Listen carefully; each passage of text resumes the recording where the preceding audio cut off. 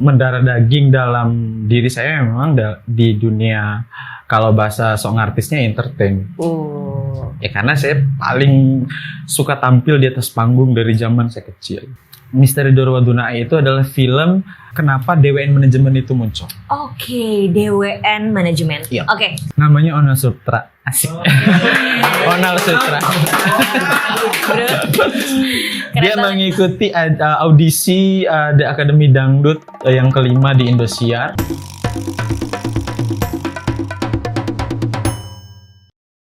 Aku boleh bilang apa kabar walaupun itu cuma basa-basi? Nggak apa-apa, nggak masalah. Saya biasa hidup dalam keadaan yang tidak sesuai realita. Oke. Enggak, tapi kadang orang bilang kayak apa sih lu basa-basi, kayak perkara kita tanya hai apa kabar atau enggak apa gitu. Padahal kita butuh basa-basi untuk memulai percakapan gitu loh. Kenapa orang harus mempermasalahkan? Iya, itu memang kayak sebuah konsep yang memang harus ada. Kalau kita to the point ya momentum lagi kan. Yes. Ada momen yang harus to the point, ada juga yang enggak. Jadi kalau ada kamera-kamera seperti ini basa-basi wajib kali. Marketing asik. Kita butuh marketing, tolong teman-teman. Iya. Dibantu ya. Ada yang followersnya 2 juta. Ada yang followersnya 2 juta. Beli. Ada. Ada yang gampang kok, maunya susah. Oke, Bang. Ya. Kak, aku jadi aduh. Jadi. Greget. Kak, Okay. orang-orang tuh di sini tau lah ya siapa sih yang nggak kenal Rian Kananu. Ada. Banyak yang nggak kenal. Ada yang nggak kenal. Ada pasti kenal semua. Pasti kenal semua. Udah aku bilang pasti kenal semua. Dan bahkan sebelum kita salaman kayak kenalan resmi, aku udah tahu Rian Kananu. Gila. Aku taunya dari pertama. Ini untuk aku yang cukup awam ya. Untuk aku yang cukup awam dan aku jarang banget nih di sini. Aku taunya Bang Rian itu dari filmnya. Dulu filmnya Doro Wadunae ya. Misteri Doro Wadunae. Misteri Doro Wadunae. Nah, aku mau pertama dari situ deh. Pertamanya mungkin dari Doro Wadunae itu dulu deh. Dari Doro Wadunae itu apakah cuman sekedar dijadikan film atau sekarang kalian tuh menjadikan Doro Wadunae itu sebagai titik temunya anak-anak atau gimana nih Doro Wadunae sendiri kabarnya? Jawabnya serius. Oke. Kalau berbicara masalah Doro Wadunae itu sangat sangat luar biasa sih.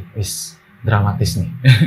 Intinya itu adalah karya pertama saya yang di dunia perfilman ya, walaupun yang masih lokal, walaupun masih kayak manual banget segala sesuatunya, itu punya story yang luar biasa untuk karir nggak sih? Karir. Aduh, kayak orang bener ngomong karir.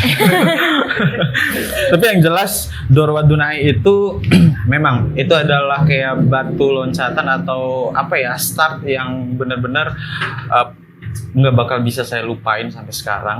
Itu banyak sekali ceritanya, baik itu dalam pembuatan film, pengumpulan talent, kemudian secara brand nama misalnya ya, walaupun namanya juga nggak terlalu terkenal seperti yang dipuji-puji dari awal, tapi film kenapa DWN Manajemen itu muncul? Oke, DWN Manajemen. Iya. Oke, sebelum kita lanjut ke sana nih, tadi kan aku bertanya sesuai dari aku sendiri kan. Nah, kita mau dong tahu Karian itu sebenarnya profesinya. Oke. Kita mau tanya profesi dulu dong, baru Yes. kita harus kenal kulitnya dulu, baru aku masuk ke dalam hatimu, Kak. Agak horor ya. Aduh, takut ya. Tenang, aku nggak bakal. Oke. Mungkin kita bisa dong kenalan sama Karian tentang Karian ini kira-kira profesinya apa dan gitu-gitu dah. Kayak jadi keinget waktu saya interview untuk nyari kerja pas di Jakarta. Perkenalan diri kan. Iya, kita butuh tahu. Iya. Nama saya sebenarnya yang aslinya bukan Rian Kananu dong. Wow, oke. Mau tahu semuanya? Nungguin ya. Boleh. Personal brandingnya Rian Kananu nih, nama aslinya. Iya benar. Nama asli saya adalah Rian Hidayat. Wah, Masya Setelah saya Allah. melewati proses 4 tahun, akhirnya ada tuh akhirannya sarjana pendidikan. Ih gila. Kemudian jurusan yang saya ambil memang sangat bertolak belakang. Saya ambil jurusan pendidikan fisika. Yang mungkin teman-teman, kalian pintar. Wow. Enggak. Enggak pintar fisika. Kenapa? Karena pada saat saya mengambil jurusan itu ya udahlah. Ya zaman-zaman dulu ngambil keputusan enggak sendiri, pasti ada kakaknya lah, ada ibunya lah yang milihin jurusan kan gitu. Akhirnya Benar-benar. saya kuliahnya pendidikan fisika, tapi selesainya tepat waktu alhamdulillah. Alhamdulillah. Kemudian karena sarjana pendidikan akhirnya ya harus jadi guru dong. Dan sekarang sebenarnya profesi aslinya tuh guru. Guru di salah satu sekolah, boleh saya sebutin? Boleh. Saya kayak ngelenong deh, harus ada alumninya juga. Oke. Semangat banget Anda, soalnya ada baju nggak bro? Alumninya juga. intinya profesinya guru dan yang mendarah daging dalam diri saya memang di dunia kalau bahasa sok artisnya entertain. Ya karena saya paling suka tampil di atas panggung dari zaman saya kecil. Entah itu lomba ini, sekampungan lomba joget yang pasang-pasangan 2 orang itu saya ikutin semua dan saya prepare untuk sekecil itu eventnya saya prepare banget. Dan saya senang banget ngikutin event-event, lomba-lomba, kalau ada pamflet lewat ikut gitu. Nggak mikir ini bisa nggak ya. Intinya kalau ada lomba ini hadiahnya Ikut ini aja gitu. ikut. Pokoknya saya maunya tampil karena konsep saya dari awal saya ingin ditonton bukan jadi penonton. Wow, keren banget. Keren. Karena aku juga sebenarnya suka hal-hal seperti itu, tapi aku nggak seberani Karian sih. Oke. Buat kayak Ya. nunjukin kalau aku tuh mau ikutin, aku nggak seberani itu. Dan Karian, ini tadi kan udah disinggung nih, tadi Oke. Doro Wadunaenya jadi Ya. DWN Manajemen. Nah itu gimana nih? DWN itu tuh seperti apa sih, dan kita juga kepo banget nih sama prosesnya DWN itu dari kapan dan sekarang udah gimana gitu. Yes, kalau untuk DWN seperti yang saya sampaikan tadi, saya bikin film nih, judulnya Misteri Doro Wadunae. Otomatis ceritanya tentang misteri-misteri yang ada di situ, fiktif sih, bukan cerita realita yang ada di Doro Wadunae.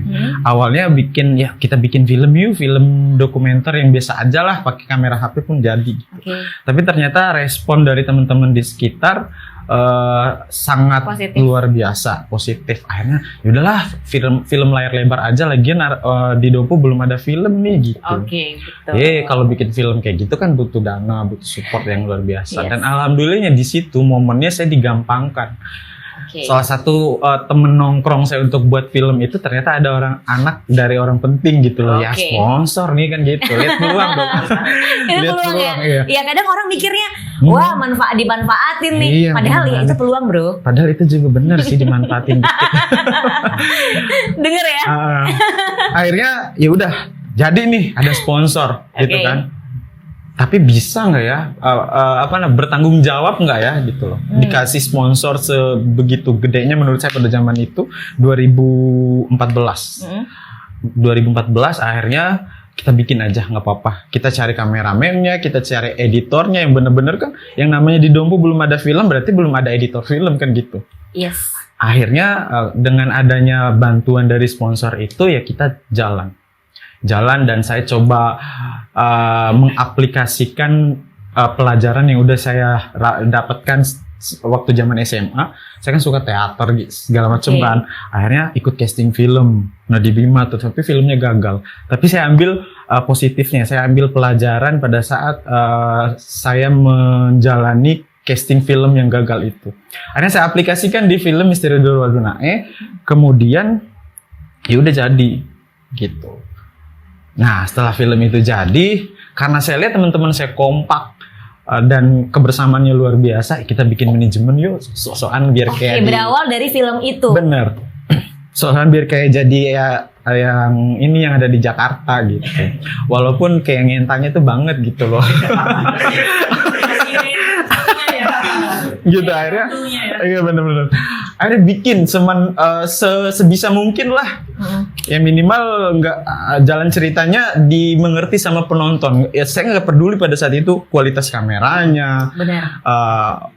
apa namanya, colornya kayak segala macam saya nggak mikirin. Yang penting ceritanya tersampaikan ke penonton. Dan yang penting itu mulai. Iya. Susah Itu. buat mulai. Betul.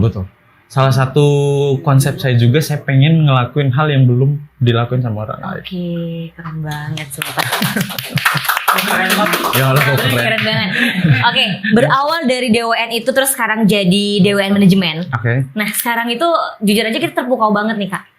Karian itu bisa ngelihat talent banget, dan beberapa talent yang udah keluar dari Dompu yang udah kayak mulai menunjukkan performanya itu selalu punya pengaruh dari Karian. Nah, aku pengen tahu dong Karian, kita nih kepo banget nih. Gimana sih, apakah Karian tuh ngelihat satu sosok itu kayak oh nih orang oke nih. Nih orang kayaknya bisa nih jadi ini. Nih orang kayaknya bisa jadi ini, atau gimana nih proses ngelihatnya? Apakah dari cuman sekedar teman main, atau kadang lagi jalan-jalan ke mana lihat oke nih, gimana Iya, tuh bener. prosesnya?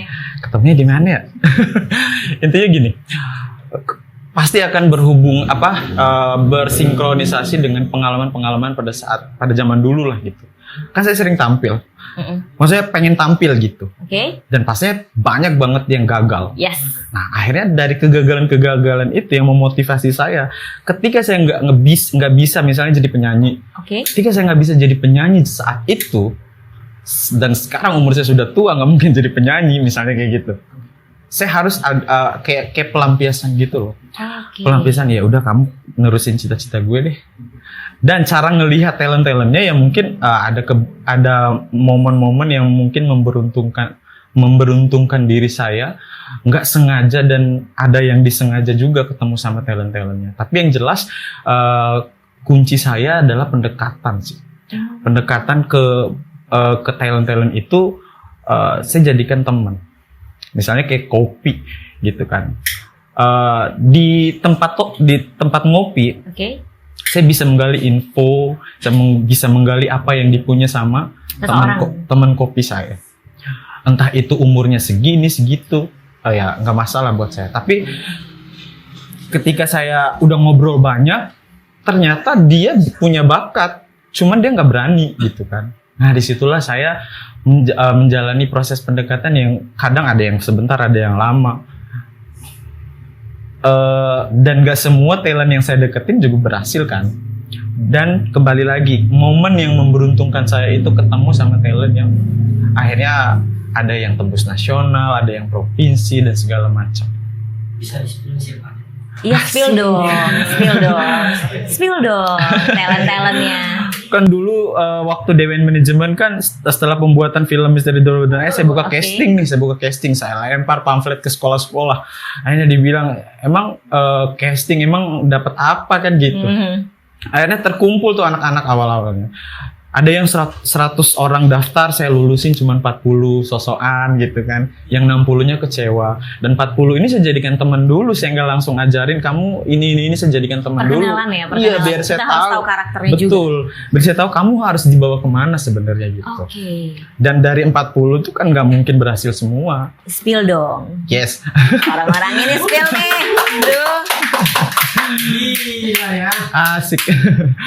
Nah, yang pertama, casting pertama saya bisa dapetin Hisam Al-Musali. Saya harus sebut walaupun sekarang nggak Oke. jadi anak saya. Syam. Dia berhasil di Instagramnya.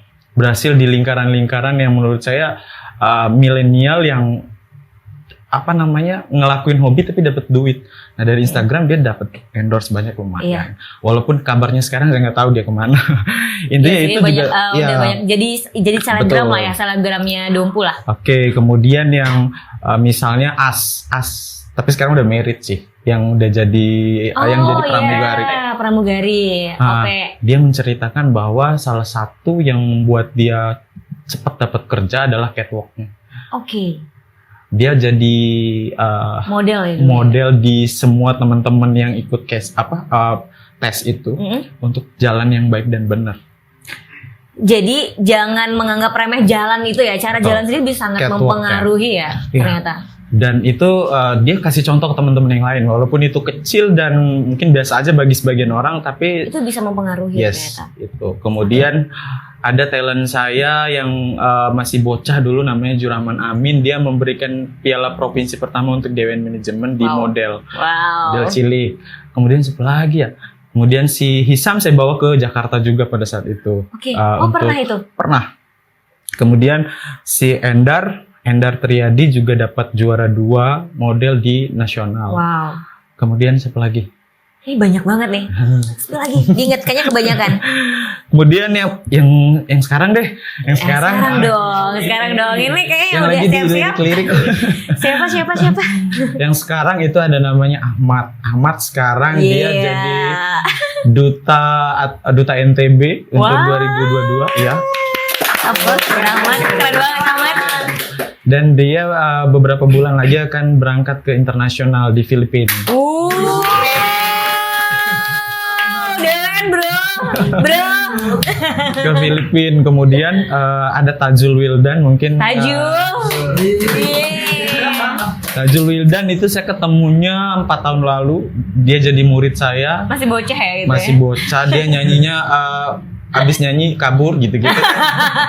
Karena takut banget kan untuk perform di depan orang banyak. Dan saya paksain untuk casting vokal solo pada saat itu. Saya paksain dia, akhirnya dia berani. Dia latihan 1 lagu untuk event pertamanya dia itu 2 bulan kayaknya deh. Untuk lagu cantik aja tuh 1-2 bulan. Dan saya bawa ke cafe untuk live musik, itu fatal. Itu fals semua segala macam ya. Tapi saya memotivasi. Tapi itu bagian dari prosesnya juga. Prosesnya dia. Bagian dari prosesnya juga. Dan sampai sekarang dia eksis di Tarik Suara. Keren. Kemudian karena saya melihat peluang yang di looknya dia bagus, akhirnya saya bawa dia ke Misteran lagi, dan dia mewakili Dompu untuk ajang Mister Tourism juga di provinsi. Kalau Tajul banyak lumayan dia. Juara FLS 2N untuk vokalis. Wow. Kemudian Keren. terakhir dia juara 2 sama-sama Ahmad nih, 1-2 DWN Manajemen dari banyak banget peserta di Bima, Bang. Tapi yang juara 1-2-nya DWN Manajemen. Alhamdulillah. Ahmad juara 1, Tajul juara 2 untuk busana tenun. Kemudian yang sekarang Tajul lagi ikut salah satu audisi di salah satu TV nasional juga. Kemudian dia lagi nunggu kabar. Itu terakhir untuk Tajul. Dan nyanyinya yang fatal di kafe tadi itu sangat menjadikan dia pelajaran banget, karena sekarang dia punya jadwal sendiri untuk nyanyi di kafe dan dibayar. Itu Bro, gimana angin-anginnya? pantas tadi saya ditentengin nasi kotak ya. Masih ada kok, masih ada. Ya Allah, balasannya nasi kotak. Udah transferan dong. Oke, masih ada lagi nih Masih kayaknya. iya, yang terbaru yang heboh-heboh banget lumayan sih, ya kan? Heboh nih, heboh banget. Emang heboh, bukan lumayan lagi tuh udah heboh banget. Iya, talent saya ini belum nyampe setahun. Baru banget. Dan talent ini sempat menjadi saingan saya di event sebelumnya. Saya ikut kompetisi, saya nganter Tajul nih. Event lomba pop singer lagu daerah. Saya nganter Tajul, tapi karena soundnya bagus saya ikutan deh gitu. Ikutan, terus saingannya talent saya juara 1, saya juara 3. Begitu. Dan dari event itu kita sering ngobrol, sering gitaran bareng, dan akhirnya ternyata dia juga punya pemikiran atau niat untuk ikut kompetisi nasional, dan saya bantu di situ. Jadi walaupun tapi kenapa saya mau jadiin dia talent saya, karena saya lihat dia tidak sombong sebenarnya dengan bakat yang dia punya. Logikanya gini, masa lu ngajarin gue yang juara 1, lu aja juara 3, kan gitu logikanya. Tapi dia menjadi kertas putih lagi, yuk kalian tulisin saya sesuatu biar saya bisa lebih bagus gitu. Wow. Jadi anak kayak gitu. Dan Oke, iya ya. Ini wah keren sih, supporternya banyak banget lagi. aduh. Oke, masih ada lagi? Oke. Kemudian lanjut dulu ya. Iya, lanjut dulu dong. Dan akhirnya dia prepare untuk event ini yang sebenarnya ini mimpinya dia, tapi dia nggak berani karena dia nggak berani sendirian. Dan dia mengakui bahwa ya udahlah, ada Karian deh, mau lulus mau enggak ya udah nggak apa-apa nanti gitu. Dan kita prepare bersama dan alhamdulillah dapat hasil yang lumayan memuaskan. Dia dapat kesempatan untuk tampil di salah satu TV di Indonesia. Keren banget. Doain ya semoga lancar-lancar kan ke depannya. Iya. Ini masih berjalan kan Bang ya? Masih berjalan. Sebut aja kali ya ajangnya ya, nggak apa-apa. Sebut dong ajangnya. Iya. Sebut aja ajang. Namanya Ona Sutra. Asik. Onal Sutra. Dia banget. mengikuti audisi The Academy Dangdut yang kelima di Indosiar. Prosesnya lumayan panjang karena dari beberapa bulan yang lalu dia audisi online, kirim video, kemudian ketika videonya lolos, dia di Zoom sama artis-artis sana dan lolos lagi di Zoom itu. Kemudian akhirnya diberangkatkan oleh Indosiar ke TV, untuk ketemu juri artis, dan alhamdulillah tadi malam penayangannya di Indosiar dan dia dapat golden ticket. Keren. Oke. Untuk kayak masih banyak banget talentnya ya, tapi ayo kita mau kepo lagi nih Kak, boleh nggak sih? Kepo. Nah, pasti kan untuk perjalanan itu panjang itu, perjalanan yang panjang itu pasti banyak banget yang harus dilalui. Nah, Karian, kita tuh kan kadang ingin juga nih kita mau mulai sesuatu, tapi kita nggak pernah tahu harus mulai dari mana. Ya. Kita nggak tahu harus mulai dari mana. Kira-kira Karian tuh udah punya orang-orang tertentu nggak sih, atau nggak orang dalam nih yang supaya menggampangkan untuk melewati? Saya sebutin nih. Saya dikenal salah satu pelaku seni yang arogan, egois, dan terlalu percaya dengan kemampuan diri sendiri. Kejam ya? Iya, beneran. Karena gini, kan banyak yang bilang, berani banget bikin film, memang ada yang sponsorin, kan gitu. Iya. Tapi saya nggak mikir itu. Mungkin saya bergerak hatinya karena lihat semangat dari talent-talent saya. Jadi, Karian bikin film dong, kayak gitu. Karian bikin ini dong, yuk bikin yuk. Nah, berjalannya waktu ketika saya mengalami kesusahan dan ketemu aja orang yang mau bantu, ya udah jadi. Gitu aja dulu. Karena kalau kita mikir siapa yang backing dan segala macam, yang nggak jadi-jadi.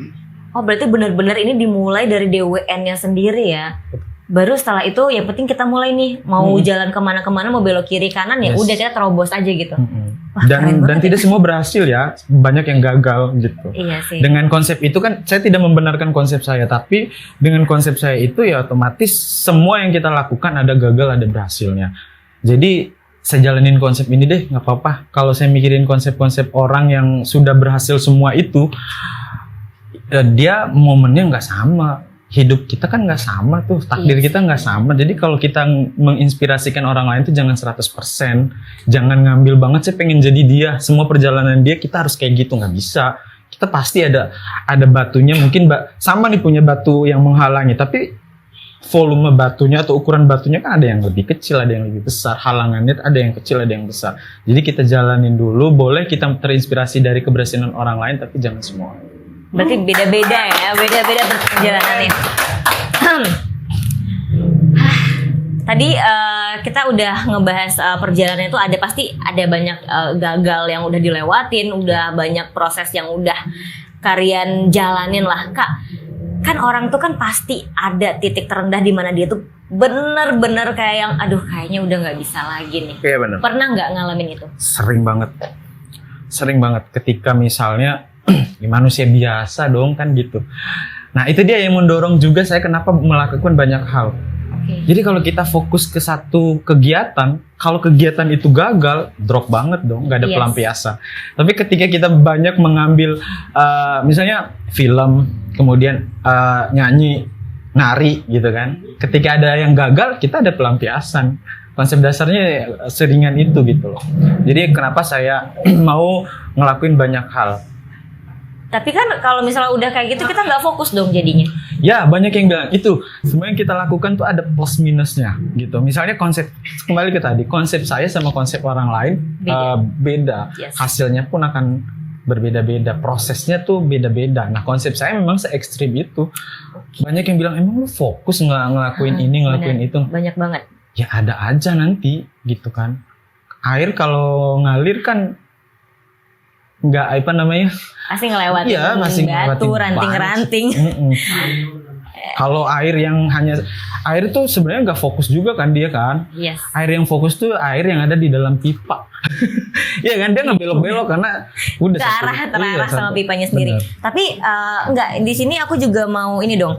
Kayak misalnya nih, aku dulu pernah pengen sekali jadi, kayaknya aku pengen nih coba untuk MC lah misalnya. Tapi aku punya titik di mana aku ngerasa kayak, wah kayaknya nggak bisa. Itu gara-gara orang-orang pada ada yang bilang, kamu nggak cocok, kamu kayak gini. Pernah nggak sih ada di momen dimana kalian tuh bener-bener ngerasa kayak yang, kenapa sih? Kayaknya emang gak bisa banget. Atau udah rendah banget titik terendahnya kalian tuh gimana sih? Oke. Lumayan tuh. Sebenarnya apa ya? Komentar dari orang lain tuh kan memang variatif ya. Yes. Banyak banget versinya. Yang nggak percaya dengan kemampuan kita yang mereka baru kenal sehari itu banyak. Masa sih kamu bisa kayak gitu? Yes. Contohnya waktu saya SMA, Rian lu ikut casting teater, pemainnya itu Sangar loh, pemeran utama tuh Sangar. Saya kan tahu lah kulit saya aja kayak cewek kan gitu. Yes. Jadi nggak mungkin lah lu dapetin peran itu. Dan saya ngomong sama diri saya sendiri ya emang mulut mereka yang bisa nentuin apa yang saya lakukan, enggak dong. Akhirnya saya coba casting dan saya yang dapat pemeran utama.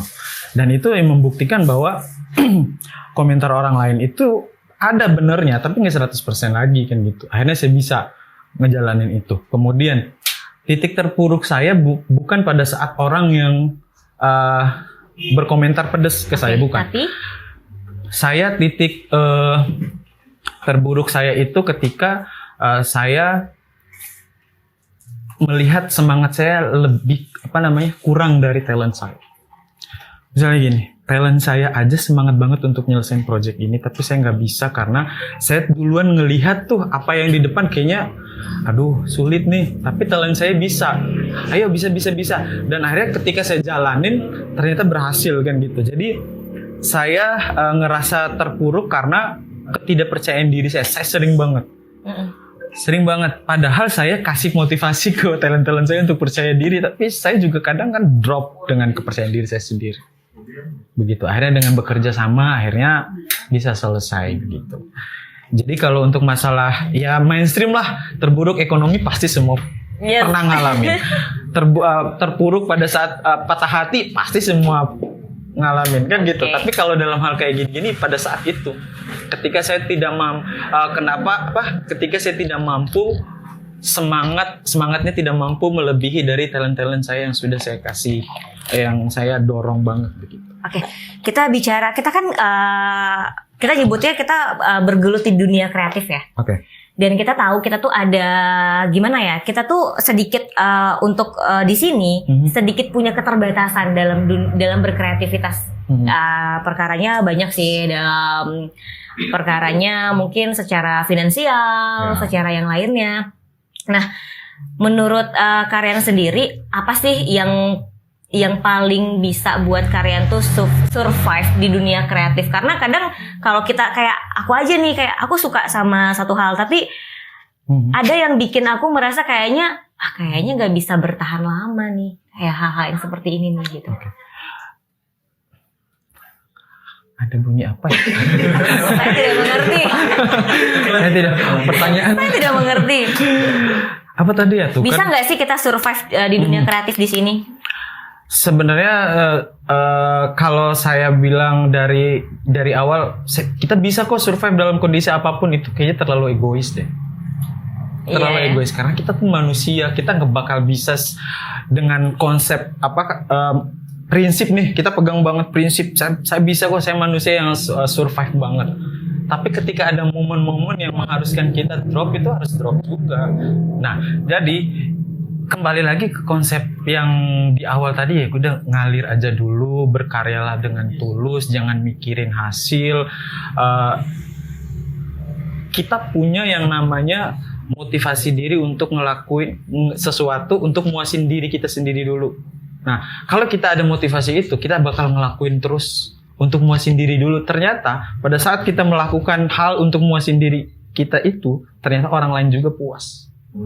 Karena kita udah kayak share aura positifnya kita Benar. nih. Jadi orang-orang kayak yang ngerasa juga kesebar ya aura-aura yang kita. Oke, emang kayaknya mulai dari diri kita sendiri sih. Udah berapa lama Kak DWN? DWN dari 2014. Survive banget ya 2014 sampai sekarang. Nggak survive juga. Nggak survive. Karena ada momen saya merantau ke Jakarta. Gimana tuh? Momen dimana, ini udah masalah ini pribadi ini. Gak apa-apa kali ya, supaya jadi inspiratif, inspirasi orang-orang yang sakit sangat hati. Oh, sakit hati. Bener. Saya merantau ke Jakarta itu karena gagal nikah, guys. Wow. Oke, selamat malam mantan saya. Selamat malam mantan, gimana rasanya sekarang? Enak pie, zamanku enak po. Kemarin chat tapi di-read doang sama saya. So banget. Mantan nih, udah menyesal sekarang. Telat. Gitu. Nah, 2014 ke 2016 akhir DWN itu kayak lagi, bukan sombong sih, tapi emang lagi naik-naiknya. Yes. Duit saya dapat dari DWN terus. Saya nggak kerja apapun selain ngurusin DWN saat itu. Misalnya kayak ada tari tradisional kan, salah satu divisi yang ada di manajemen saya. Tari saya keluar 3 kali saya dapat duit 1 kali UMR Jakarta. Itu beneran, dan saya nggak ngelakuin apa-apa bang, Mbak. Pentasnya di mana? Di sini. Iya, kayak buat wedding kan dulu tuh tari tradisional tuh setiap wedding ada kan. Iya. Dan saya termasuk tarian tradisional saya yang nggak terlalu banyak modal. Kan tari tradisional ada gendangnya segala macam. Saya nggak perlu. Saya record musiknya. Oke. Saya mainin di flash disk. Tapi harganya nggak mahal teman-teman yang lengkap alat. Tapi kalau keluarnya 3 kali sampai 4 kali seminggu lumayan dong kan gitu. Iya dong. Dan akhirnya saya nggak ngelakuin apa-apa, saya fokus ke DWN. Akhirnya saya invest kayak beli barang buat tim kita gitu ya, invest. Akhirnya lumayan udah naik-naiknya, dan saya pada saat itu mikir untuk masa depan saya nih, saya mau nikah gitu. Cerita udah ada duit nih gitu kan. Bro, mantan tenang, jangan deg-degan dulu. Gimana ceritanya? Akhirnya saya ya udahlah nikah deh gitu. Tapi ternyata gagal karena banyak banget problem, akhirnya nggak jadi, dan duitnya udah kekumpul lagi kan gitu. Terus orang udah nikah sama orang lain? Udah nikah deh. Dan dia nikah namanya sama lagi suaminya kayak. Serius? Iya. Jadi dia nggak move on deh dengan nama Rian. Salahnya dia. Akhirnya gagal nikah. Kemudian pendidikan saya S1 pada saat itu. Oke. Dan masih S1 sekarang. Dan akhirnya ya udahlah, saya lanjutin S2 deh. Akhirnya saya ke Jakarta untuk S2 pada saat itu. Ya udahlah, duit nggak jadi nikah, biar ada manfaatnya saya S2-in gitu. Saya kuliah, ternyata biaya di Jakarta nggak segampang yang dipikirin gitu. Akhirnya saya sambil kerja jadi call center. Pada saat itu kerja, mau selesai malah saya sakit dan harus jadi kaki saya nggak bisa bangun dari meja kerja saya itu jam 2 malam deh kayaknya. Saya langsung jatuh di lantai dan nggak bisa gerakin sampai sini. Itu digopong sama teman saya ke naik Grab pada saat itu, karena saya belum punya mobil, sampai sekarang juga belum sih. Barangkali dia mau sponsorin, saya juga mau. Ada batuk yang kurang enak dan itu di-cut ya. Kemudian saya naik Grab. Iya.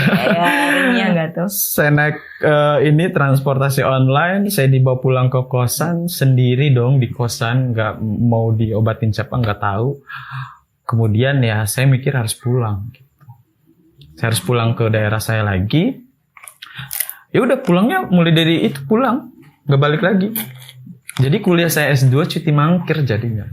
Tapi milih pulang itu apakah karena kecelakaan tadi atau ada hal yang lain, atau kan kita kan suka kadang nih udah ngerantau kan, kayak udah ngerasa kayak di sini orang-orangnya enak nih, open minded lah yang kita bahasanya.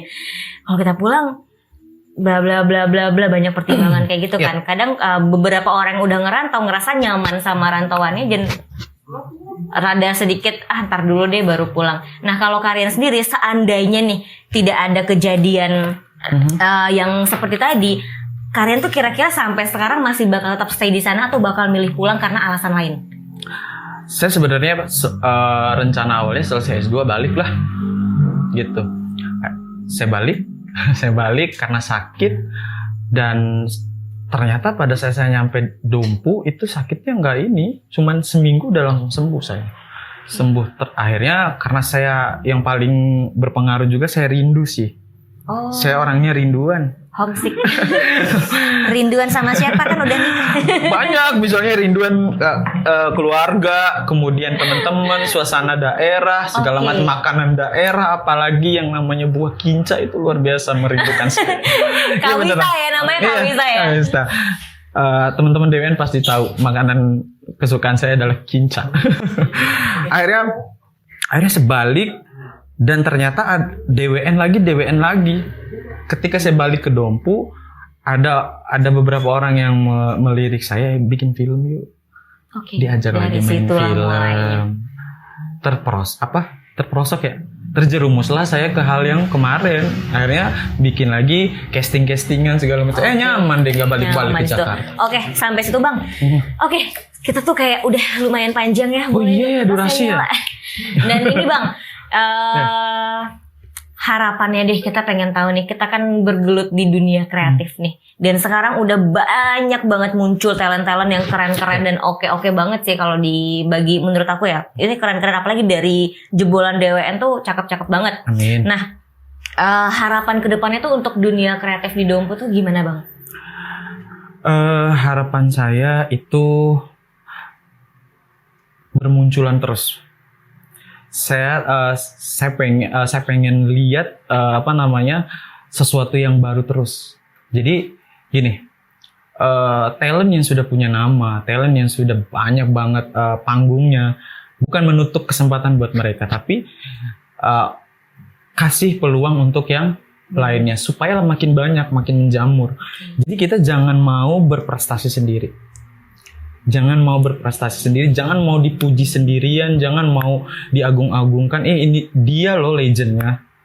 Tapi menurut saya legend, oke, kita memulai sesuatu yang baru. Tapi efeknya itu buat siapa? Apakah buat diri kita sendiri atau buat orang lain gitu kan? Ya. Jadi saya pengen teman-teman yang pinter nyanyi, yuk bagi yuk ilmu nyanyinya ke teman yang lain. Pinter main gitar ya bagi yuk gitu. Jadi bermunculan terus. Akhirnya kan kita berkompetisinya bagus, semangat dong kalau punya kompetitor yang sepadan atau banyak pesertanya lah gitu. Karena saling merangkul juga kan. Jadi harapan saya dia intinya